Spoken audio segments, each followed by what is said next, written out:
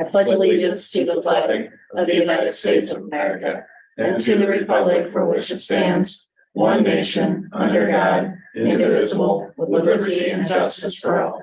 Good morning, everyone. Morning. Good morning. We'll go ahead and call this meeting to order. We need approval of the agenda. Were you okay adding the fiscal 23 cash report to that? Okay. Where would you like that? You can put it at the end or wherever you have time. I'll just do 11 fiscal report. With that addition, I'll make a motion to approve the agenda. There's a motion and a second. Any more discussion? If not, all those in favor signify by saying aye. Aye. Opposed? Motion carries. Approval of Monday, October 2nd, 2023 minutes. So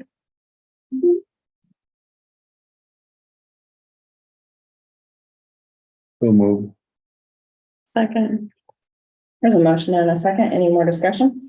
If not, all those in favor signify by saying aye. Aye. Opposed? Motion carries. All right, first item on the agenda, we have the sheriff, Mr. Pingree, with his quarterly report and the EMA director resignation. Good morning, Tim. Good morning, everybody. Everybody got a copy of it in front of them? Yeah. As always, this is for July, August, and September. We took in $4,223 in mileage, $9,712 fees due, paper services and such, $662 miscellaneous trust, $1,660 weapons permits, and $91,248 in room and board for the jail.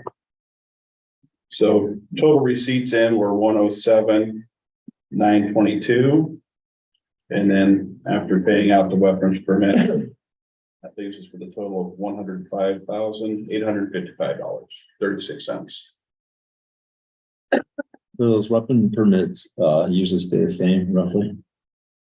Yeah, for the most part, they're kind of, I'm gonna say dropping off, but last year, not this past July, the July of 2022, the state went to basically a Second Amendment state where you don't have to have a permit to carry. Yep. You can just carry as a Second Amendment constitutional deal. So some people didn't come back and get permits or renew theirs. I recommend they do if they want to travel, and it makes it a lot easier if you're trying to buy a gun. Yeah. So, but I don't know the total number we have out right now, but I think it's decreased from what we were. So is our classes go with that then or not? Or just issue a permit?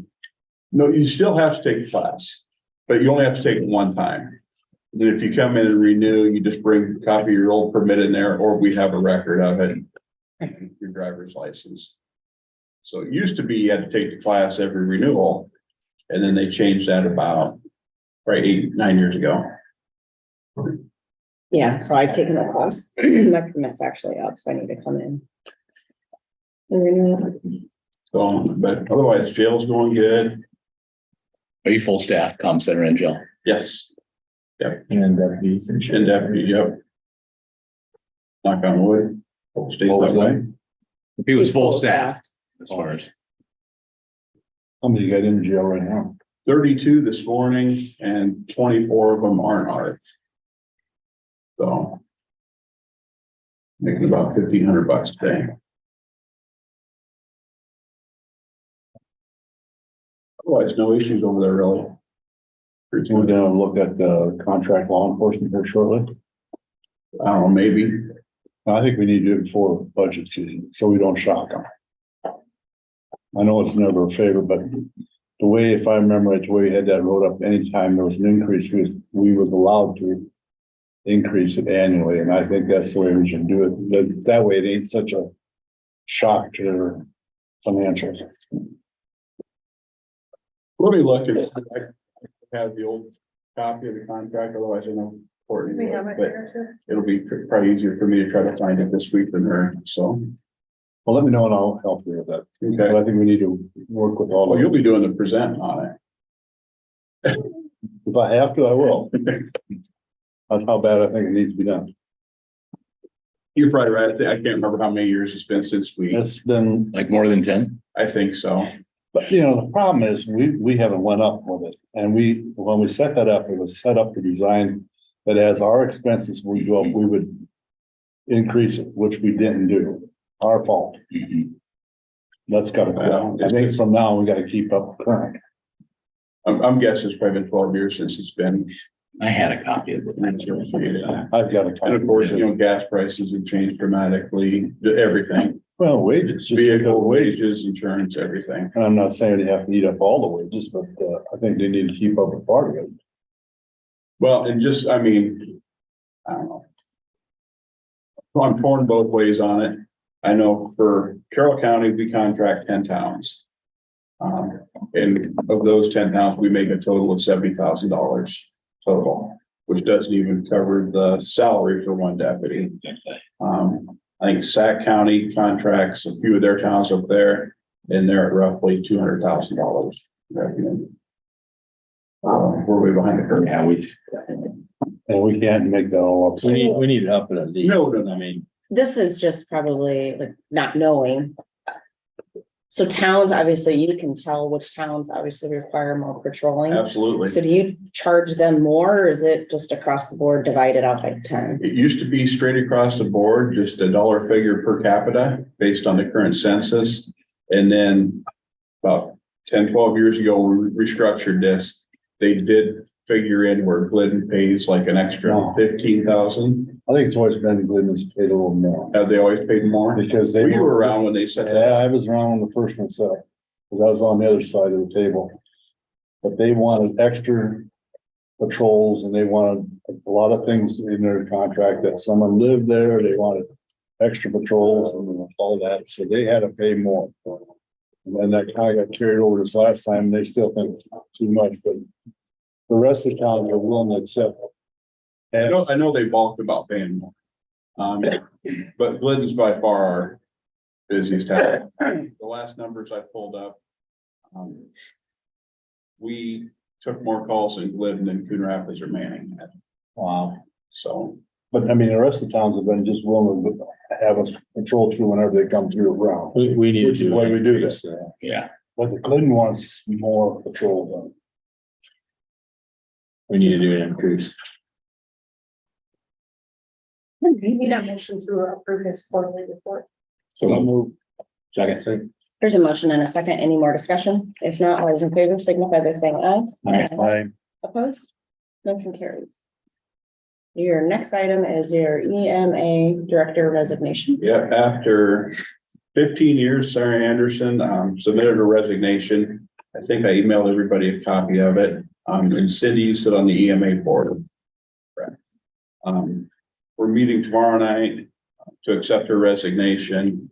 And I'm gonna type up an ad, go over the ad, make sure it's how we want it, advertise for the spot, and then set up an interview committee. And some of you may or may not know, the EMA board consists of myself, a designee from the city, which is Chief Berg, designee from the county, which is Cindy, and then all our area local fire chiefs or mayors, however they want to set it up. So that's how the board's governed. We meet a couple times a year, usually just around budget time, to approve the EMA budget. It is a part-time job, although sometimes the hours could stretch into what could be considered benefit worthy. When is her last day? Her last day will be December 31st. That should give us enough time to advertise, interview, get somebody hired, and get them a little bit of training time with her, go what she does. And pretty much it's just federal bureaucracy. Bureaucracy is all it is. A lot of red tape. December 30th, right? What? 31st. December 31st. a nice notice. It was a really nice notice, but also make sure on behalf of the board of supervisors, with regrets, we don't have to accept it, but thank her for all of her years of service to Carroll County. I had no idea it'd been 15 years. That's a long time. It's a long time. So Yeah, just let her know we Really thank good her for her job, service. she was dedicated to it, so this will be new. But anyway, we're gonna meet tomorrow night and get the ball rolling. Awesome. We need a motion to accept that. I don't think so, because they govern their Yeah, own we'll board. do that tomorrow night. All right, well, thank you. Let us know how that goes. You guys have a good Indigenous Peoples' Day. Friday, it's Columbus Day. The old Columbus Day. Old Columbus Day. Well, that's his the other day, he just said too. Yeah, if you keep losing weight, you're gonna run down the shower. To get wet. Have a good one. See ya. All right, item number 2, secondary roads. We have some drain work and construction update. Good morning, Beth. Morning. Like that. Got about 4 drains to talk about today. First one is Richland section 32, drain 90. There's 6 or 8 inch tile that's got a hole in it, that we need to go out and fix. It should not be a big issue, I wouldn't think, but you never know what they turn into, so. I'll keep going through these unless you guys stop me or have questions, so. Second one is, Union section 5, drain 67, just a little bit bigger, the 24 inch tile. This one we actually were able to get into and get fixed already. There was an intake right at that location as well that we had to replace, so. Still was, I was only about 15 foot of pipe, it wasn't anything substantial. So But, this is a hole in, yeah, it was a hole. Third one is Grant, section 14, drain 88. This is another smaller one, I believe it's a 6 inch tile.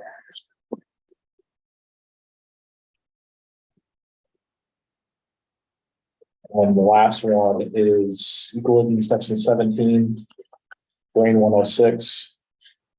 This is another larger, and there's not a hole, it's just kind of a sinkhole, it's a depression, so I'm assuming maybe a joint or something like that, that's taken on some so you material. got 4 of them there then? Yep, 4 of them. On your email, there's only 3, wasn't there? There's 4 on there. Is there? That's the one you have to fix yet. Yep, 2 of them were for that. yep.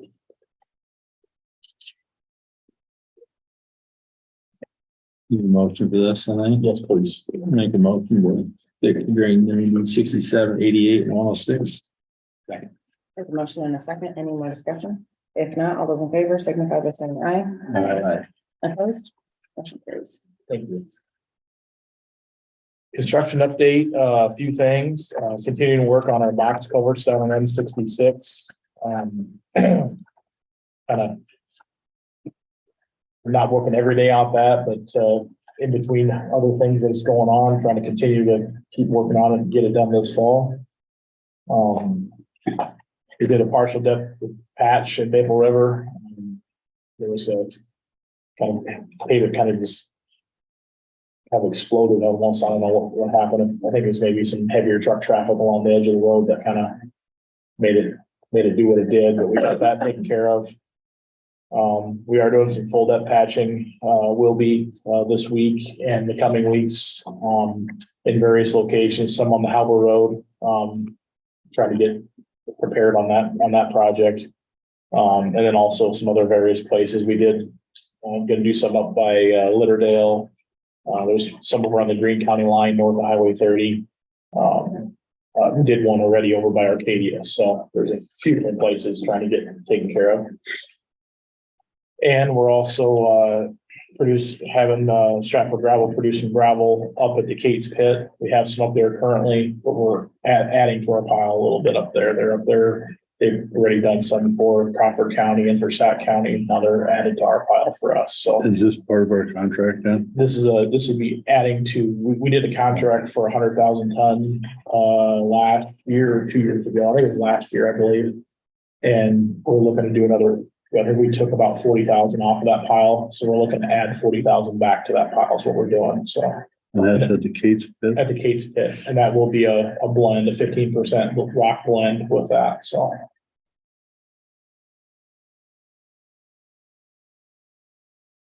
Are you full staff right now? We are. We are. Are they finished doing the culvert patches? Yes, yes.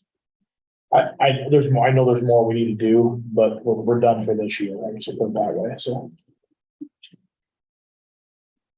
To see that you were adding on the culverts on there, Manning, that's something pretty good. Yeah, it is. It's just some of them are pretty good size, so it's just taking a little bit of work to get them. And there's a couple of them where the outlet is buried, so we have to do some work to get that with landowners to get that taken care of as well. So everybody's been very accommodating down there and working well. On another side note with that, we've talked with every landowner along there. Everybody's very receptive to, us buying roadway easement so we can do that project. So things are rolling there. We've gotten some back already. So we're moving down the path. So Does that go through the county attorney when buying that? it does not. No, we just prepare the easements and the right of way contracts and all that. Have had some discussions, but no, we've done all that in house. So There's no problem with the price you're proposing on. not as of right now. They've been very receptive. I think we laid it out very well with the appraisal and how we did it. So I think that's working well. So some people have some questions and whatnot, but it's been So, good conversations. I was down the other day again. The one that you got completed, there's cement, there's one to the south side, I think it's 30 deep on the west side. Okay. You're gonna have to extend that out quite a ways, because after you put the grade on there, So we did one, or two, we've done two now, I believe, we're working on the third, and there's one more we have to do yet. So there was four altogether that I think we decided we needed to widen. There's quite a few that were wide enough, that we wouldn't have any issues with, but, we're gonna make sure that we have our 10 foot of shoulder, 4 foot paved, 6 foot unpaved when it's all said and done. And the box will extend out past. because that one I know is pretty deep on the west side. Yep, I assume you're gonna go out to the ways with that one. so, Will they all be forwarded done this year? yep, our intentions are, I don't know why we wouldn't get them all done, but, Yeah. as long as Mother Nature doesn't decide to do something early, we should be able to get them all taken care of. I think that third one I think they got the floor poured on both sides, and I think they poured the walls on one side late last week, I believe. So we're gaining, just waiting for cure time because we don't have enough forms to do Yeah. at the same time, one of those bigger ones. So we pull those off and use them at the other Next side. one So, there. so it's usually a 3-day wait, let it cure and pull them off. So it's doesn't go super fast, but we're making progress. So when we pave that, are they still looking at putting a turning lane in there then? Down by Bucks.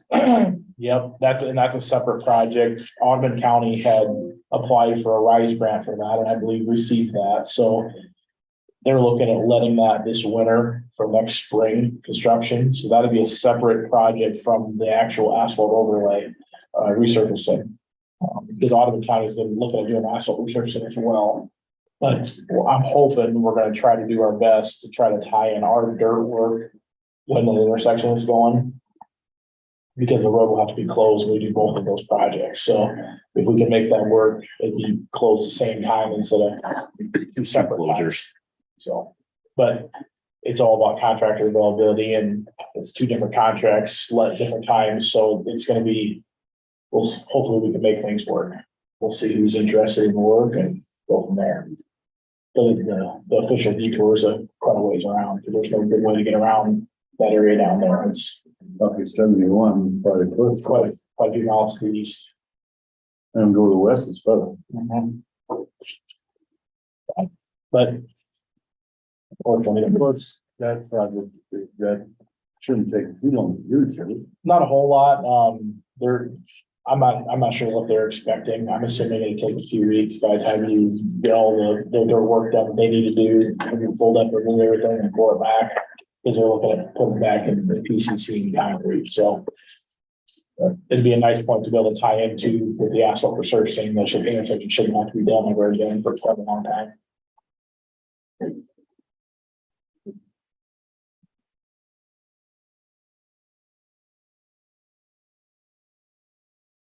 That's all I have. Unless you have any other questions. Thank you. Yeah. All right. Next item on the agenda is to approve payables. We had our second payment to Renee. Remind us that we need to ask if that's a part of her proposal today, the union negotiations. It's the first half of the fiscal year 24. I pulled it out. I set it aside, right? Yeah, it still shows up in the report. 'cause we didn't Oh, vote okay. it, but I told her not to pay it until after So we today. decided. I'm fine with that. Shoot the note on that. I guess when you said pull it, I thought you were just pulling it, like, I have the I copy. didn't on the remove, desk I in didn't there. delete it, so. You want to see if it's part of the, if it'd be part of the HR deal, right? Yes, That's what I thought. just when we talked to Yeah. them, yeah. I think the new ambulance was in there and then bathings were the big ones and then 62,000 on roads for the. Does somebody have the report that I brought in, the new one? I just need a copy, because I have you guys sign it and keep Oh. keep it, so. I didn't print. My new ones.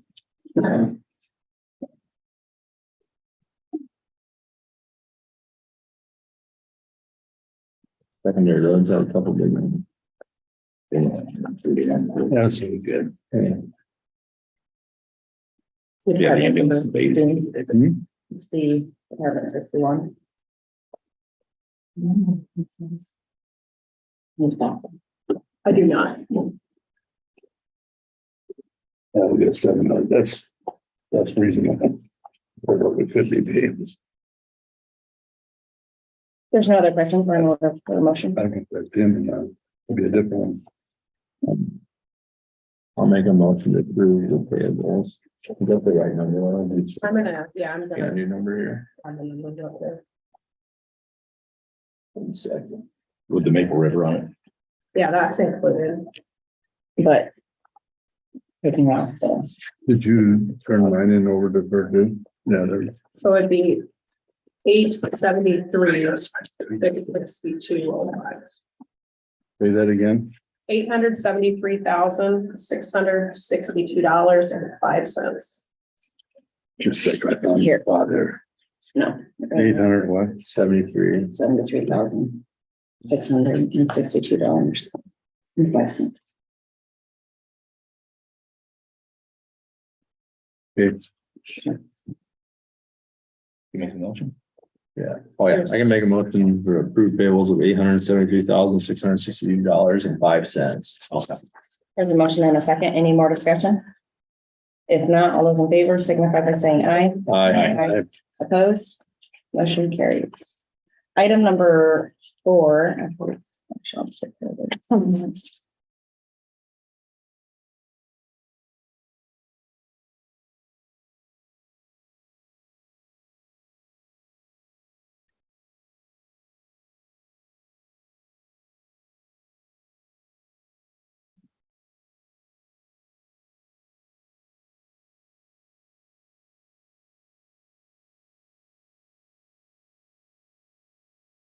Item number 4 is to approve the fiscal year 23 annual urban renewal report. This isn't too exciting because as you can see, they're all zeros, but this is for the Iowa corn processors, urban renewal area over by Glidden. That project is done. They paid back their debt to the county and is not generating any revenues for TIF at all. There's about 2 years left on this plan, before it's done. So instead of just I had 2 options. I could either just cancel the urban renewal area and not report, or I could report for the next 2 years with zeros, just in case something would happen in the next 2 years where you guys would want to do something in that area. So I think it's best just to file it with zeros and that way. So not super exciting on the report, but So you gotta file out another, more years than that way. I'll then? have to do 24 and 25, I believe. Well, that's, That, No, you do it every year, for 1 year. Okay. So I'll have 2 more years of filing. After this. this is one good example of how TIF works. Absolutely. Can't figure it out, I'm very much believing TIF programs. There's a tool, a lot of smaller communities can use to do development.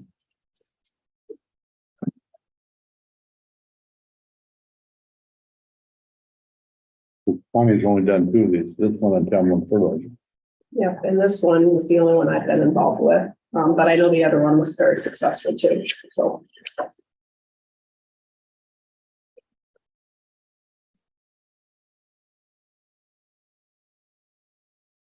So we need a motion to approve that report. I will so move.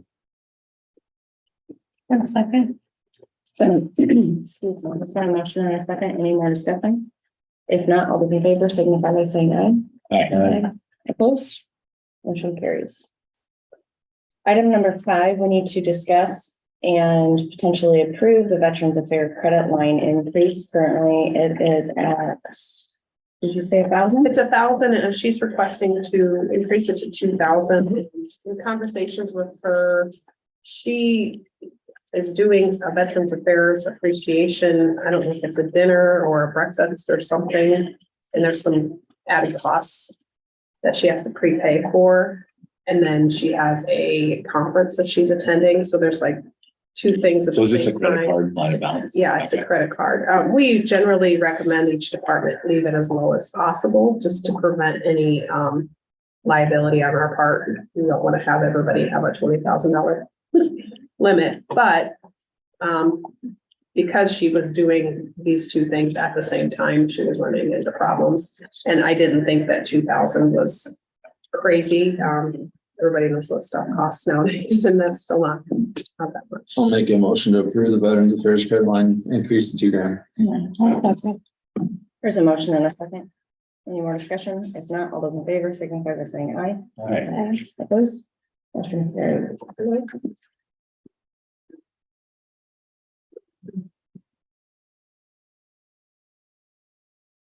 The next item is to approve the CDBG amendment number 1, the program extension.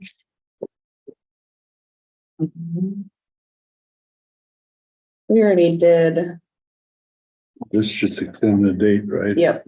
Yeah, and you guys have already approved that. I think this is just updating the actual contract. What was the original date? The 20th of 2021, I think. Oh, no. All services required here under shall be completed on or before November 30th, 2023. I think the old date was September, but I'm not 100% sure. That's fine. I can look back. I'll make a motion to approve the CBDG amendment number 1, the program extension to November 30th, 2023. There's a motion and a second. Any more discussion? If not, all those in favor signify by saying aye. Aye. Aye. Opposed? Motion carries. Do you want me to sign this one? I have it here. All right, next item is, we have some plats to look at.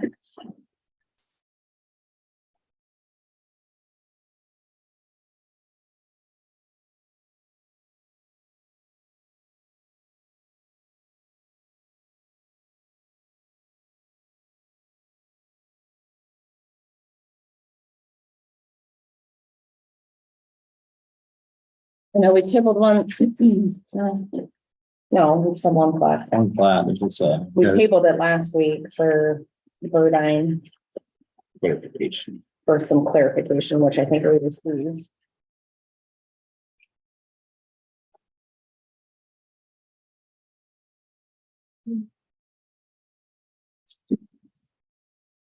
Yeah, I went over to Sarah. I have no problem. I'll make a motion to approve the plat. second. There's a motion and a second. Any more discussion? If not, all those in favor signify by saying aye. Aye. Opposed? Motion carries. Next item is manure management annual updates, and we have one of them for Jesse Baumholder, section 4, Maple River Township, no changes. We'll go ahead and skip over number 9. We'll do that cash report. You know what, Courtney, we'll just do the cash report before we do committee report. Thanks. Totally fine with me. All right, we need to approve the fiscal year 2022/2023 annual financial report. See, I emailed you guys all a copy of that. I did not, well, I guess I probably, did I print it out for the ones that I do packets for? So, this is what we do at the end of the fiscal year. I usually try to wait until, the treasurer has her semi-annual done, so I can kind of use that, make sure everything matches. I know you guys approved that a couple weeks ago, so when I'm doing mine, I make sure that all those numbers match. Everything looks good. You can see on the front page, it talks about what we actually spent and took in and versus what we actually budgeted. So there's always going to be a variation there. We don't like to see big variations because we like to be close, but anytime your actual revenues are higher than what you budgeted is not a horrible thing. And anytime your expenses are less than what you budgeted is not a horrible thing, but you don't like to see them hugely different. I'm going to go through on to the last page where we talk about what's remaining in the funds, just to give you guys an idea. I thought everything looked good. There was a little bit of money that wasn't spent, so the reserve, I feel, are in good shape. And they obviously we don't have these numbers when we do the budgets that we're in now. So next time we do an amendment, there'll be like some readjusted figures, so you guys will have a more accurate fund balance. But you can see fiscal year ending June 30, 23. In the general fund, we had $2,188,495. In supplemental, we had $169,050. That's generally a fund we don't keep a ton of money in. There's very few things you can spend out of supplemental. Service area 1, which would be like your sheriff, attorney, jail, ambulance. You can pay employee benefits out of there or elections. So we don't generally keep a lot of money in there. The next one is general other. That's the recovery dollars. So at the end of June, there was $1,669,016 in there. And all the projects costs have been coming out of there. So we'll have to keep an eye on that. And once that gets to a point where there's not money left, we know that we were going to probably spend more than the recovery dollars. So we'll have to look at spending money out of lost at that point. But we'll just keep an eye on that. Rural fund, $742,141. Secondary roads, $4,021,076. And all others, a majority of that's going to be local option. I think almost $2 million of that is actually local option. There's some small other funds that are in there. The opioid money's in there. There's attorney collection, recorder. Those smaller funds are in there. They don't have large balances at all, but the local option is close to $2 million. So that's where that money comes from. Capital projects, $893,231. Majority of that is going to be conservation, but the ambulance capital, the courthouse capital, and environmental health are all included in that total. And then we have debt service is $108,718. The only thing that comes out of there is our payments on the bonds that we have. And we usually have a little cushion in there, just in case we don't collect all the taxes that we needed to levy to pay the debt. So it's always nice to have some cushion in there in case for some reason we don't have, I always worry that we aren't going to collect enough to pay that because some people don't pay their taxes and we have delinquent ones or late ones. So we usually have a little cushion in there. At the end of our debt repayment, if we would have that 100,000 in there, what we would probably do is just transfer that into the general fund and then offset our levy with that to kind of give a tax break on that. So what comes out of there? Essex and the jail, are those the only two? Those two, yeah. And you can see like last year what we paid in principal. If you go up a little bit higher on that sheet, 600 and let me make sure I'm on the right line. 670. Yeah, principal is 670,000, interest 451,350. So overall, those funds, 12,922,679. So anybody have any questions? Nothing negative on that report. There's not. I thought it looked very good. Obviously, I mean, I'm gonna pick on secondary roads just because they have one of the larger fund balances. Generally keep a lot of money in there. And it all depends on equipment coming when it's supposed to and projects being completed in the year. That probably the two main things. Absolutely. So, it may look like a lot of money in there, but there may have been two pieces of equipment that didn't come in 23 that will in 24. So it's important to have money in there. That's all I really have. We have to do this. The board has to approve the report and then I actually publish it in the paper for the public to see. All pages. Actually, it's just that front page is what gets published. I'll make a motion to approve the cash report for fiscal year 23. I'll second that. There's a motion and a second. Any more discussion? If not, all those in favor signify by saying aye. Aye. Opposed? Motion carries. Thank you for adding that. I was a little, with the move and everything and not meeting next week. I'm like, I wanted to make sure we got it done. No, that's good. Okay, so, thank you. Yeah, we're not meeting. At least that's what I had in my, Well, if something came up, we were going to, but with her having the move and trying to set up her office and starting an election, we were gonna, if there was nothing present, we were gonna try and. Okay, I guess I didn't remember that. I'm here for your remembering. Thank you. You're welcome. Okay, instead of doing number 10, I see Renee's here. Renee, are you ready? I'm ready. Okay, All right. well, we had you up for 10, but Yes. if you're ready, we'll just go ahead with it if you're good. Ready? I'm All ready. right, item number 10, we have Renee Von Borken with Associates Human Resources Service presentation. Good morning. Morning. Renee, have you met Cindy? Yes, nice. And then And Mike. and Mike Anderson, Right. those are the two board members. She currently does our union negotiations for us, so, and we did all receive your proposal. Okay. For HR services. Okay. So let's take over. All right. Well, maybe the best way to start is to. I have been working with the county for, I don't even know if I want to think about how long. Probably. Before Gene. What's up? Before Gene. Yeah. Yes. Whoa. I'll admit to that. Yes, so. But she's got more than I do. And yes, I have been doing the primarily the union negotiations, but I think sometimes what has maybe not been so aware of by the board is that over the years, I've also done HR for the county. So for example, just recently, which I've actually had to do with the ambulance department, you know, Jamie and I worked through an issue that was going on there. I know I've talked to Zach on previous situations, and very recently, as far as last week, I talked through a department head here with a very kind of sticky issue that we got resolved. So that's my way of kind of saying that I think you have references right here in the county, in addition to, you know, the other counties that I work with. I have been working with counties for over 35 years.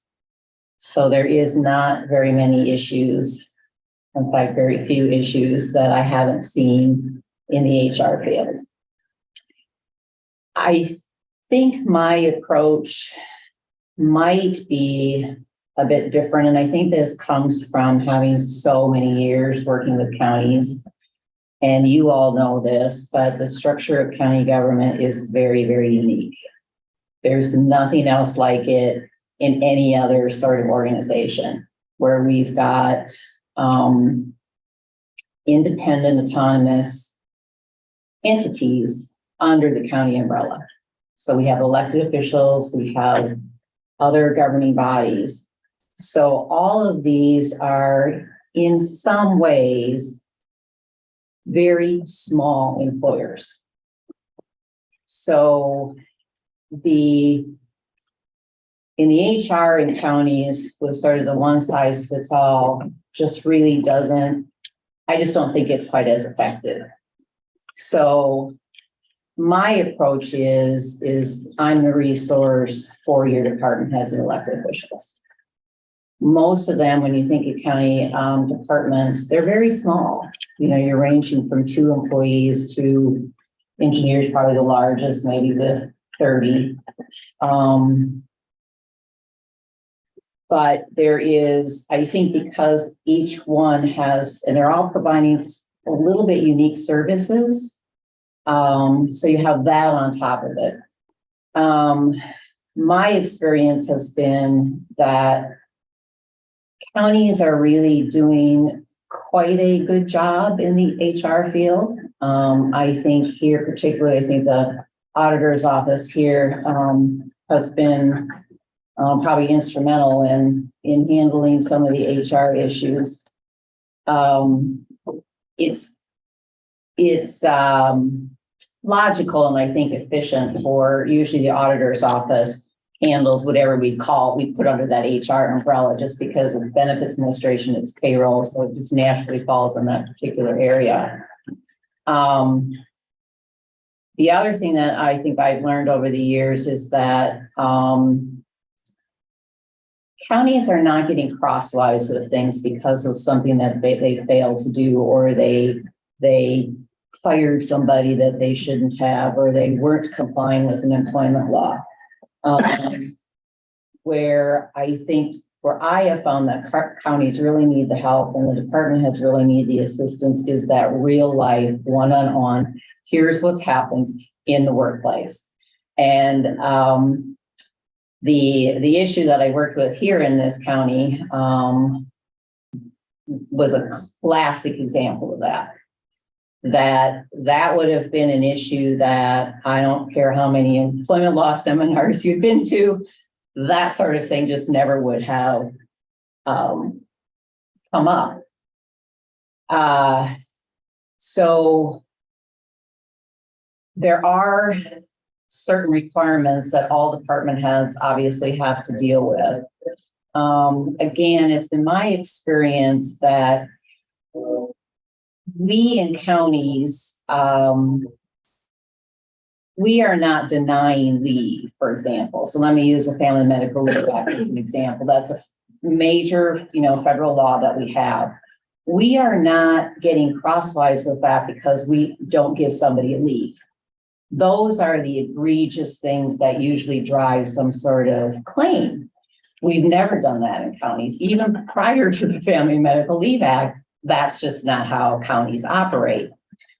Where the nitty-gritty is, and it's usually these kinds of things don't lead to a claim, but they are important. So the Family Medical Leave Act is primarily a record keeping sort of requirement that department heads. So I help department heads understand that, look, we have the Family Medical Leave Act. The auditor's office needs to get this information. They need this for proper record keeping. So in sort of looking at how, I've structured this is exactly that. It's a resource for the department head to call upon when they need it. And this can range from, sometimes department heads know exactly what they would like to do. They just need to talk it through, or to see if there's something that they've missed, or let's go through the checklist.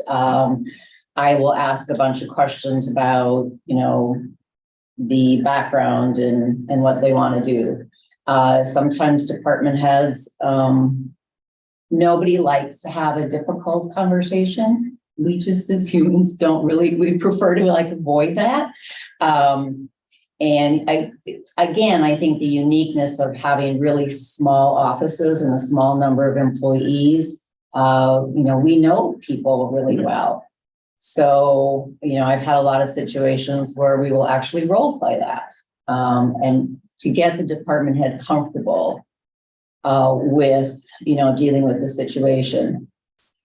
You have a lot invested in your employees, more and more all the time, when you think about, benefits and salaries. So again, my philosophy and belief is that you do the employer-employee relationship is super important. One, just because it's important, it's a relationship, but also just from an economic standpoint, it's important to maintain that. So it's, again, my approach is more probably one-on-one with department heads. And to give you another example, so in Buena Vista, the department heads there, they meet, I don't know if you guys have regular department head meetings, but they meet, I think, quarterly or monthly or every other month. So they asked me to do a little primer or just a reminder on the Fair Labor Standards Act. So to this day, after all these years, there's the two employment laws that I still get the most questions on is the Fair Labor Standards Act and the Family Medical Leave Act. And sometimes, as we go merrily along, managing employees, we tend to, and we don't have a lot of instances or situations in which you really have to apply these things. We sort of tend to forget that, oh, yes, this is a requirement. So I'll do we've been doing this by Zoom as part of their department head meeting. So there's that bigger, okay, here's your basic requirements on the things that I see most often coming from counties. And that usually pertains to, like I say, the Family Medical Leave Act, which has lots of issues with it. That's attendance, it's staffing, it's record keeping, and then also the Fair Labor Standards Act.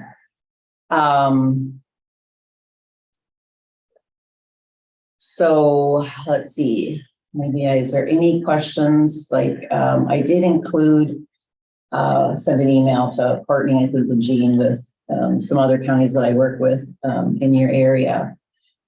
But I think sometimes what happens, and I've been sort of thinking about this, is I think what I've been finding not only here, but I think in the other counties I work with is the supervisors are, and this is a good thing, are not aware of the work that I'm doing behind the scenes, because that's the idea. The idea is we resolve them before they get past the department head. I mean, that's the ideal situation, is you catch an issue, you deal with it on the department head level. And quite frankly, that's the only way it can be done in the county, because Courtney's an elected official. She has sole responsibility and complete authority for managing her employees. And, that may be different than what another department head has. So no one can really, we don't have this top-down organization in counties like we do in cities, where, the city council can just pass one policy that applies to everybody. We don't have that in counties. That's just not how it works. And that's why I think handling the HR on a more personal one-on-one, I have found is it doesn't get a lot of attention. It doesn't have, we've all been to those, particularly employment law seminars where, and I get this, where the presenter talks about all these entertaining sort of horror stories about things that have happened. To which I always want to say, well, where did that happen? And I get why they do that, fear kind of sells, but that's really not day-to-day what happens in workplaces, particularly in counties. It's the department head having a need to quickly and easily have a resource that they can call upon to work through lots of things. I mean, any relationship, there's things that come up, and the workplace is no different. So in your feed, you've listed what all is covered, the phone calls and, so if we wanted you were the last one who revised the employee manual, is that correct? So if we wanted that updated, would you quote that and set a fee on that, or is it hourly, or how do you do that? Yes, that, usually that's done on a flat fee. You know, as a practical matter, usually, you know, sometimes what happens is the county has, some particular need or something's come up where they think, you know what, we really should have a policy on that.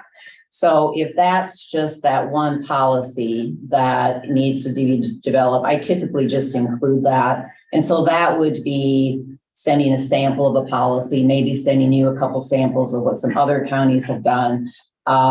So it kind of depends, Scott, on what it is. It may very well be included.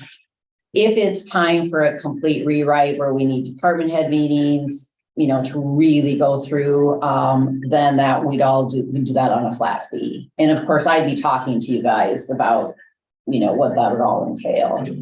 So your price in your letter is just a starting price. Yeah, I mean, I guess it's really to handle your, you know, HR, which again, I mean, I've thought about this a lot over the last, you know, few years, and how, what I have basically seen, what do counties need the most? And this is what I've seen, is they need somebody to call and have a resource. Once every, you know, I know the best practice is you should do your employee handbook probably every 2 to 3 years, but quite frankly, not very many counties do that. So then once every few years, you have a major project. So rather than have a annual billing that's much higher, this is the ongoing, the resource, what you need most, and then anything else we would talk about later. So today we just got, requests for union negotiations for fiscal year 24. Mm-hmm. And this fee would be on top of that, obviously. Yes. So this would, I don't say open you up, but then the county could send out a notice if you have issues to the department heads, this is who you would contact. Yes. But we have to keep in mind too, we do want to complete our employee handbook. Yes. We And do job want to create description. job descriptions. We do want to make sure you're handling the safety. There's just some things that haven't been looked at in a while Mm-hmm. that we know we want a second. They're set of probably eyes. one-time things, Yeah, Right. not continuing year after year, but once. Right. And Right. when was the last time you updated the handbook? Do you recall? Off the top of your I head? can tell you, because I have Okay. It was 19. 19. Okay. Yeah. That was a huge rewrite. In fact, I told people that was probably the longest employee handbook rewrite. I don't know how many I lost track of how many meetings we had. We had a Say lot of them. 19, but it feels like it was like last year. Yeah, it was huge because, it was not fun. it was not fun. That will be a bit different, you know, a couple reasons. One is we haven't had any major, really big employment either on the federal or the state level. We haven't had any of those big major change, like the Family Medical Leave Act. So employee handbook updates now have been, maybe clarifying some, if you've had over the years, maybe the language could be a little bit clearer, or we've had some regulations or something that's pointing us in a way to add some things, but we just haven't had any major employment law changes. So I wouldn't see that you're revamping this time, again, I'll knock on wood again, would be as time consuming as that one was last time. And I would agree with you, Renee. I don't think it's going to be as time consuming, but I see, you know, I'm looking at an email from, So Renee, are you work for yourself or is this, Yeah, I work for myself. okay, Yeah. I know the board is talking about implementing a time clock because we have been told from legal advice, if you're not filling out a time sheet, the county should not be paying you a paycheck. So trying to just start doing things the right way. So we're not liable for anything. And obviously as employers, we all want to do things the right way. Right. So that's another thing. So there's some policy issues that we want to look at. too. Renee, where do you reside out of? Des Moines. One. Yeah, see, and that's the Fair Labor Standards Act. And there's so many things that come out from the Fair Labor Standards Act. And I think, again, because of the structure, the, department heads need to understand what those requirements are.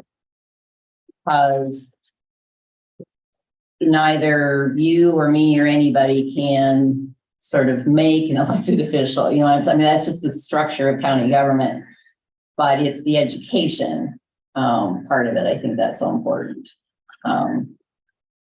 So the county employees don't fill out time sheets? Not all. Okay. But we were told from an attorney that actually if you create a policy in which standard that you have to fill out a timesheet to receive a paycheck, that they would have to follow that, whether they're an elected official or their staff. Not so much directed at the elected official, but it'd be at the elected official's staff. Right. Well, the Fair Labor Standards Act does require employees to fill out, they actually require employers to have employees fill out, to have records of hours worked. Okay. Withholding a paycheck, Probably can't do that. but Iowa has, see, and that's the thing, Iowa's got a couple quirks. And so the Iowa's wage payment collection law has very specific reasons where you can withhold a paycheck, and that's not one of them. So I don't want to disagree with an attorney, but I do. Well, and I was concerned when he said on an elected officials required to turn in the timesheet, and I said, how can that be? Because, when the board approves the budget, they approve the salaries for themselves, and the other elected officials, it's a dollar amount, and that dollar amount doesn't go up if you work more, it doesn't go down if you work less, it's a fee. Based, because for example, the Board of Supervisors, they're not an 8 to 5 job, nor is mine, so you still get paid regardless, you can work one day a month. So I don't understand how they can say that an elected official should be doing it. Well, I would definitively say that that's not accurate. Yeah, now the staff, sure, I understand that. But Elected officials are not employees. correct. There's no employer-employee relationship. So,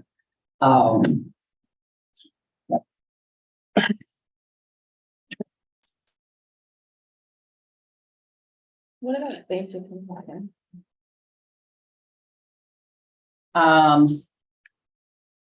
Typically, how it's been working in counties is I've not gotten involved that much in safety because usually that the expert in that area the county has is, their carrier, whether it's IMWCA or something. And so in the areas where there's a resource available from people who actually, that's their area of expertise, to me, that's where you should draw that area. The same thing I would say for health insurance is I know a lot about health insurance, but if there's a question, I think the resource, the expert should be your insurance carrier.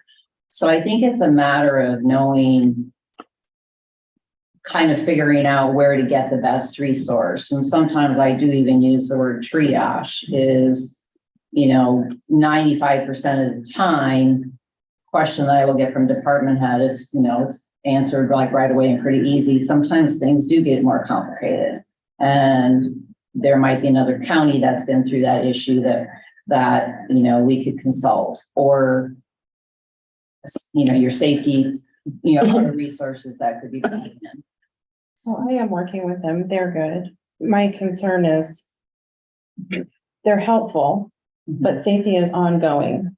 And if something were to go wrong, if something were to get hurt, and we don't have the documentation that they had training and, things like that, then the county would be liable.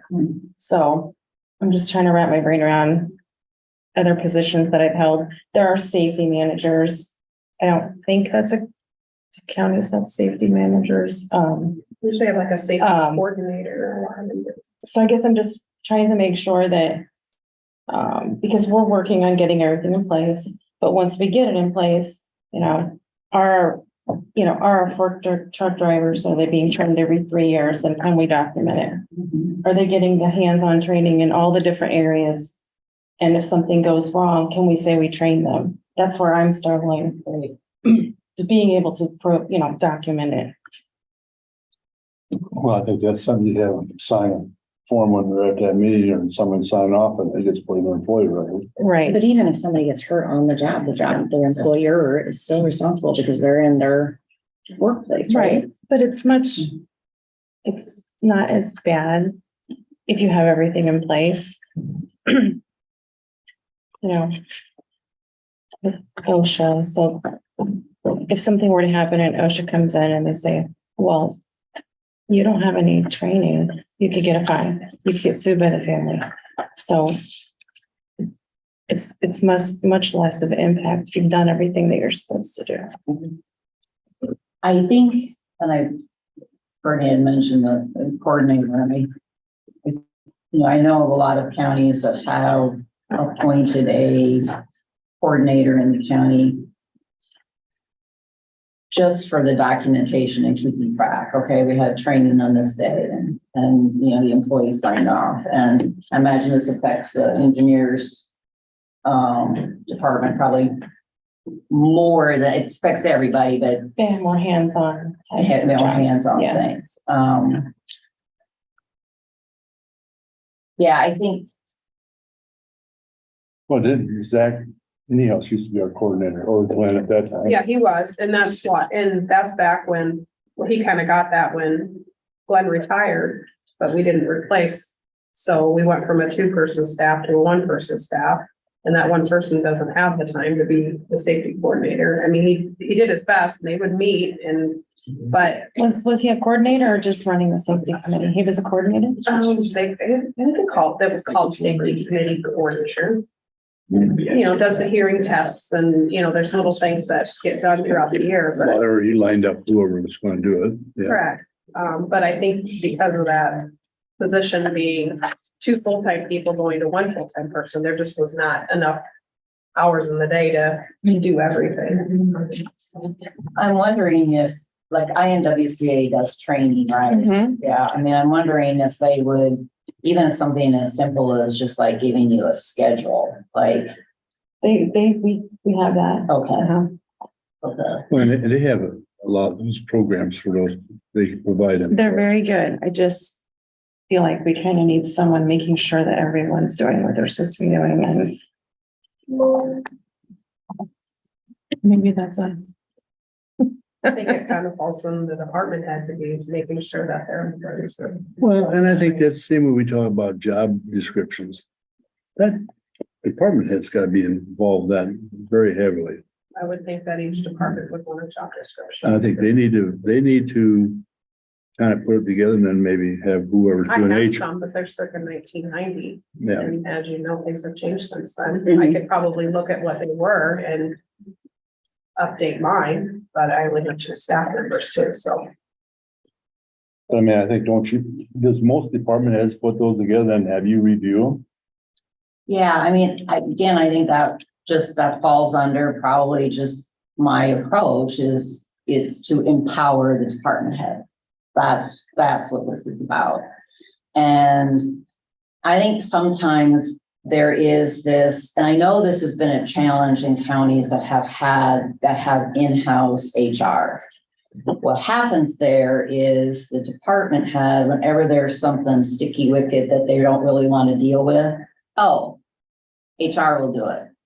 No, that's not how HR works. HR is not there to do the manager's job. So you don't want to job shadow every employee for 8 hours. I think my role is to be a resource and empower that department head to be more effective in managing or help them get through those really difficult situations. And job descriptions, I think, is one of them. Is there is no outside entity that could write a job description if you're not the manager. There just is no way. And so I always get a kick out of that, you know, so you can like get some, you know, templates, those are helpful. You know, the nice thing, one of the good things about counties, that we have 99 of them, is, and counties do share their resources. There's a lot of things you could get from another county. So even in the engineer's office, there might be 30 employees, but maybe only really 5 classifications. I mean, you have the same job description for, so it's,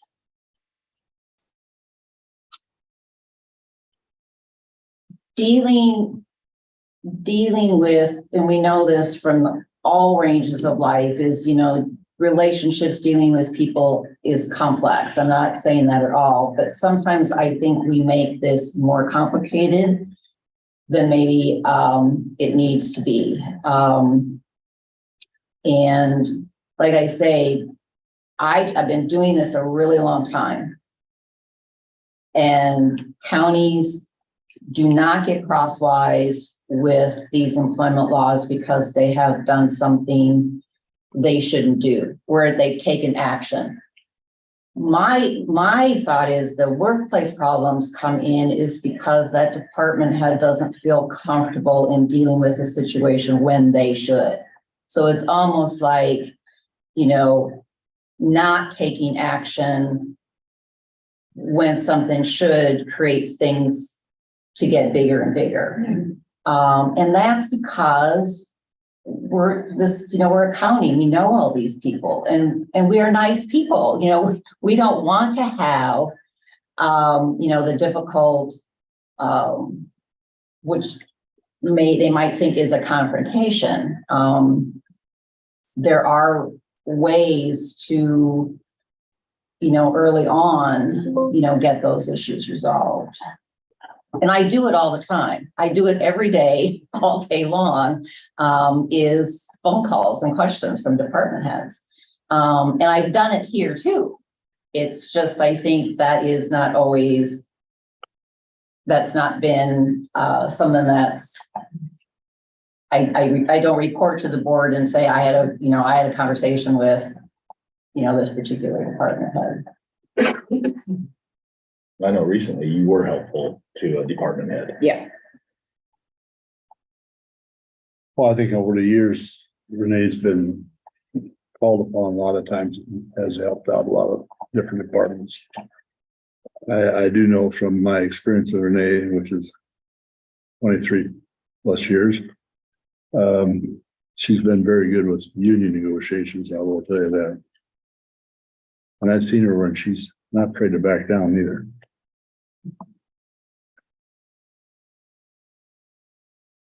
Yeah, so So if we were to come to you and say, we would like this paragraph in the handbook changed, then you would just be able to tell us, okay, that's gonna be 3 hours at $150 an hour, so $450. I can make that change for you.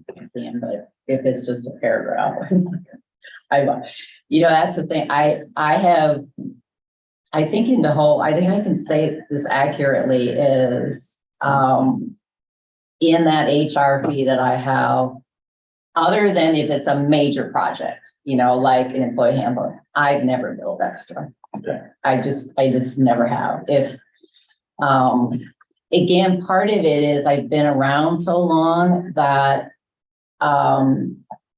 those aren't major, that's not a major time consuming thing for me. I've seen it before. If department heads were to write job descriptions and you were to put your blessing on it, approximately what charge would that be, or would that be included in the fee? I suppose we'd have to look at how many, you know, we were talking about. But I could, you know, depending on that, then I could give you a pretty good gauge. Like I could say, oh gosh, this is probably going to take me 10 hours. You know, then I probably would, you know, if it's something where Because they may not all do it. So what may happen is I may just get 2 or 3 or 4.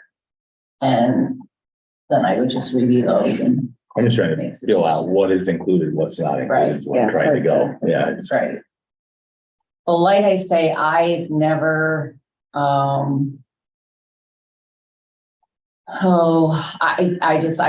can't think, I just have never billed extra. The only time I've ever billed extra, there has been for a project where it's very clear to everybody that this is gonna take, I'm either gonna have to come to the county, you know, department head meetings, you know, that kind of thing. So the Zoom department head meeting we're having in Buena Vista in November is going to be by Zoom, and I'm including that. That's gonna be like a little bit of a training session for them on the Fair Labor Standards Act.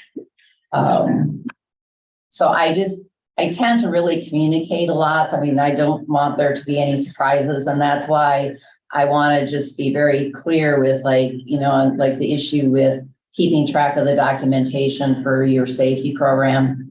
I don't do that. I mean, I just want to be really clear and transparent. That's not where I think I can really help counties. I think you can do that in-house pretty easily. You don't want to hold our hand every step of the way on certain things. I don't think you need it. I mean, honestly, Again, I've been around a long time. Counties, I think, are doing so much better in the HR field than they think they are. I mean, that's just my accurate, because we are not doing anything. We have usually if you read something where somebody's really gotten in trouble, there's been some sort of intentional, you know, aspect to it.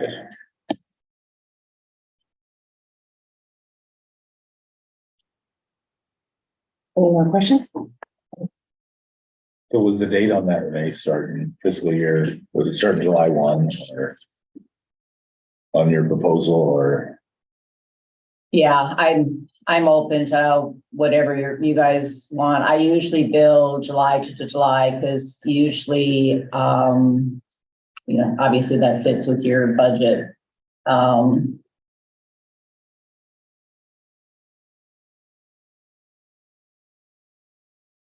And we have, like I say, we've kind of started the negotiation process already. You know, Jamie and I have talked about some contract things. And we had one area that apparently that we changed last time. I think it was 2 words, and that created a little bit of a kerfuffle. We're aware of that. Yes. But we worked through it, and, you know, it may be an issue that comes up, but that's okay. We'll work through that. Renee, does anybody help you? No. Oh, interesting. I do, again, because I didn't say how long I've been around, but, you know, I have relationships with other HR people, a really good network. And I also have a really good working relationship with the Allers Law Firm. Mike Galloway and I go back a long way. So in the rare instances in which we do need something like that, the analogy I always get is that for most year after year after year, we go to the dental hygienist because they're the most trained on cleaning our teeth. And then every once in a while, we got to bring in an orthodontist because, whoops, something went wrong. So my relationship, I think, with other counties and, you know, with Mike and Ann and them is I know where to go for the resources. Yeah. Former Queen Rapids boy. Yeah.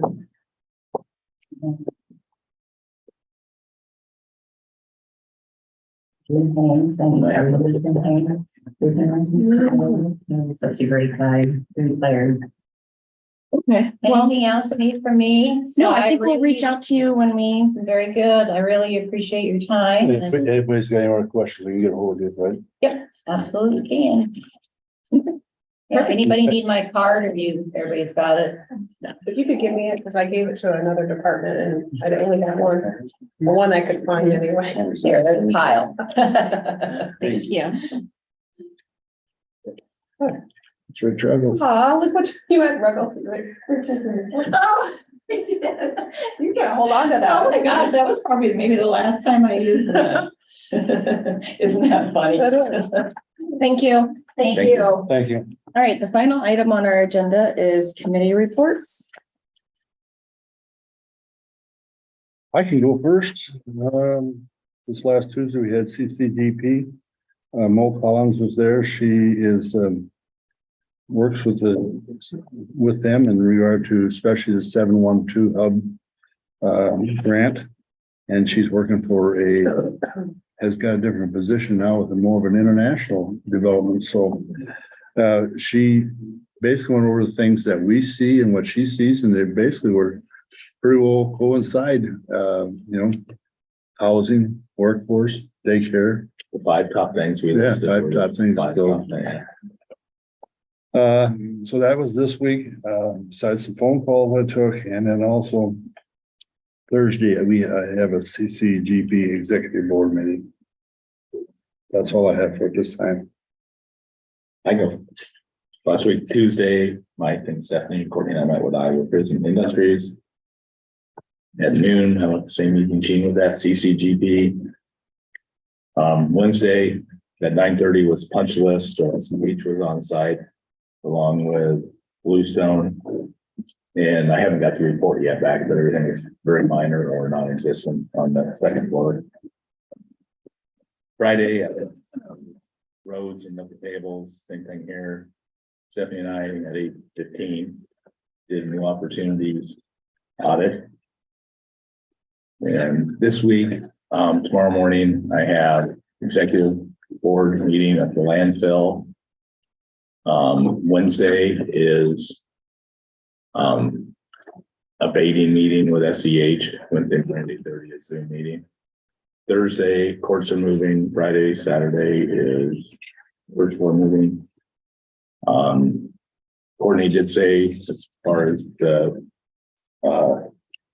construction goes, the state did send her a check for $27,816, which was on the last change order that was reimbursed. She already had. Good, you guys are really good. Can I go back?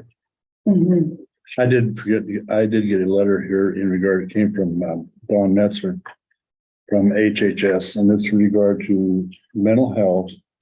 And just so you are aware, effective November 1st, 2023, Cherokee Mental Health Institute, MHI, will no longer accept child or adolescent admissions. Youth needing inpatient psychiatric service will then be done order to Independence. So what's happened is Independence is going to take care of children, and Cherokee is going to be total adults, and especially adults with do I get the right terminology here?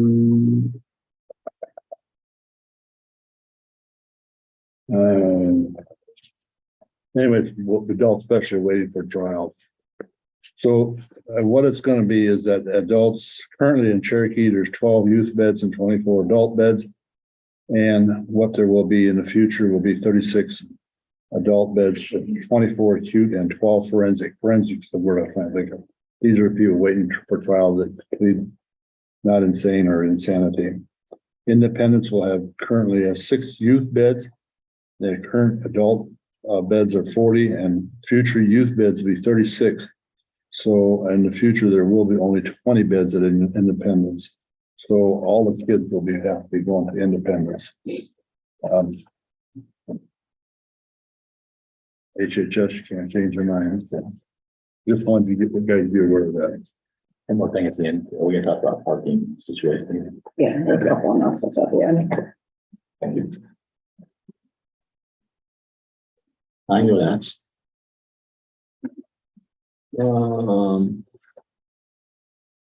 Last week I met with these guys for Iowa prisoners. This guy. Gonna have conservation at 3:30. And Thursday night, I got Region 12 Policy Council. Thank you. That's me too, Courtney. And Friday, I'll be here for movie day. And I met with Zach and checked out that pavement in Maple River. Fixed it for my fellow Maple Riverians.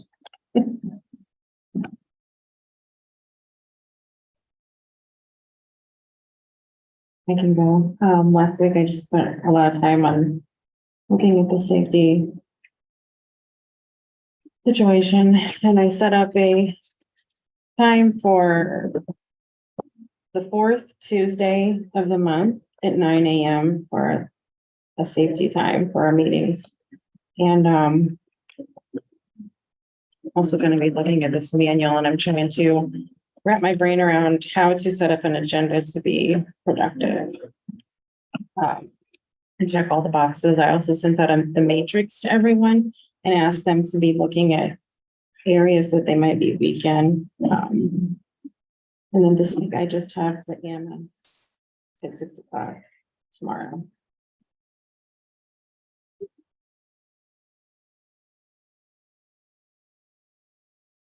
All that's left.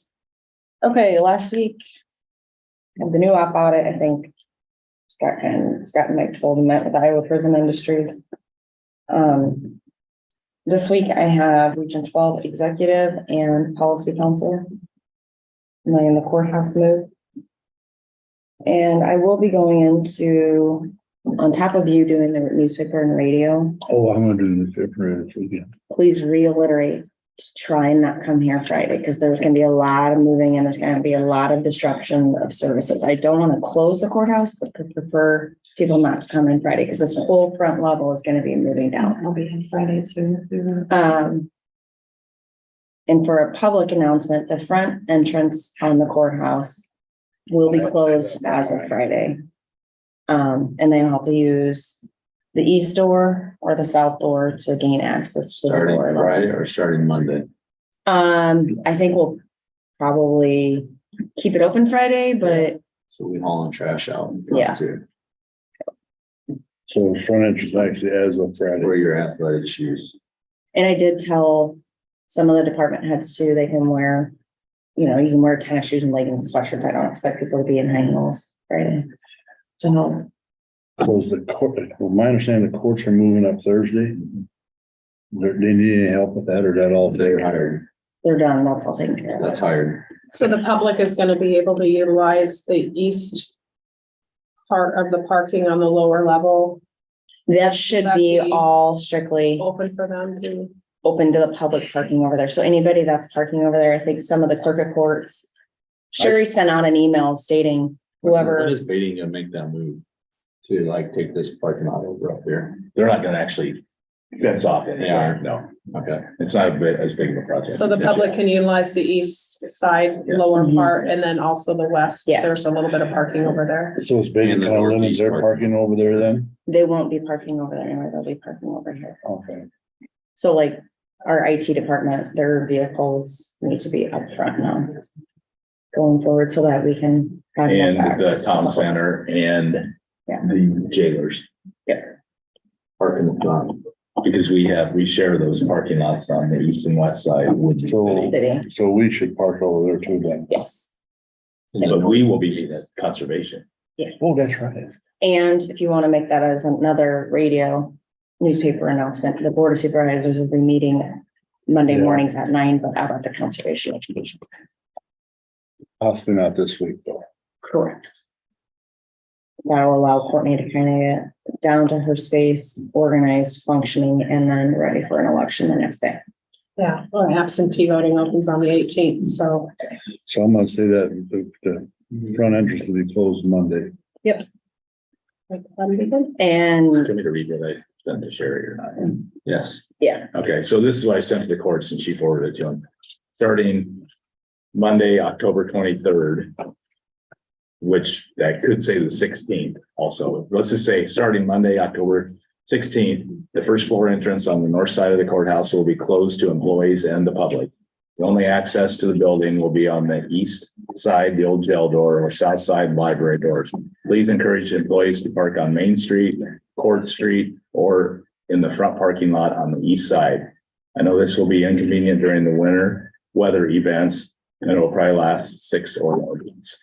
The small parking lots on the south of the courthouse are owned by the city and county and are intended for the public, not for courthouse employees. And she forwarded that to the judges and her staff. Well, I think when I say this on here, I'm not only just gonna Friday, but I think Thursday, if the court's moving, I'm gonna just say avoid any business Thursday, Friday. There will be. We've been saying it for over a month. Yeah, So, but I get not everybody reads the newspaper and not everybody listens to the radio. And we have like 17 viewers of our meetings. Courtney, do you have anything else? Next week? No, we don't have it next week. I don't think so. Okay, And and I know I will check and see if there's anything online. There is none. Thanks, Dalton. Move your vehicle, Tom. All right, in order for a motion to adjourn, I'm there's a motion and a second. Any more discussion? If not, all those in favor signify by saying aye. like,